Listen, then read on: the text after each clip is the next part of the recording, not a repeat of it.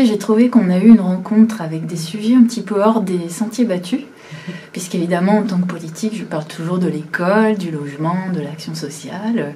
Mais là, il y en a deux que j'ai retenus.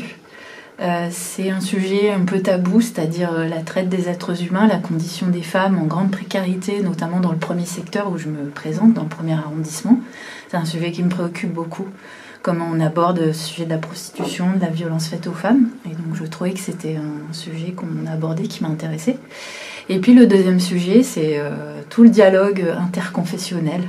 Voilà, comment on peut créer du dialogue entre les différentes religions de cette ville. Ça m'a beaucoup intéressée, puisque moi je n'ai pas de religion, et du coup je suis très à l'écoute de tous ces sujets-là, et j'apprends beaucoup.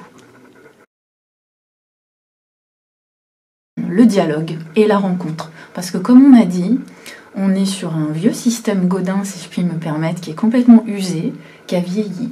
On ne se connaît plus. Il y a beaucoup d'associations qui sont très efficaces et qui ne sont pas suffisamment reconnues.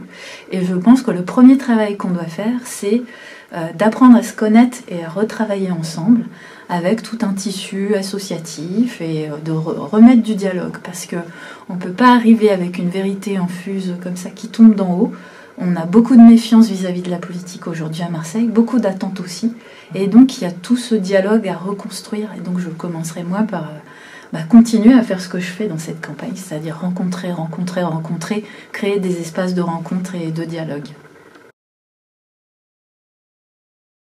Eh bien, elle m'a beaucoup appris, puisque comme je vous l'ai dit, moi je suis très à l'écoute de ce que je ne connais pas. Je suis quelqu'un de très curieuse.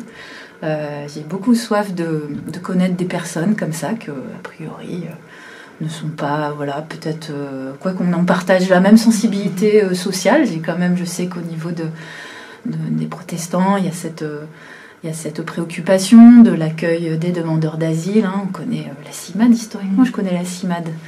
Mais voilà, il y a quand même cette préoccupation sociale, environnementale. Et donc voilà, je me suis dit, c'est le début d'un dialogue que j'espère pouvoir poursuivre par la suite. Merci.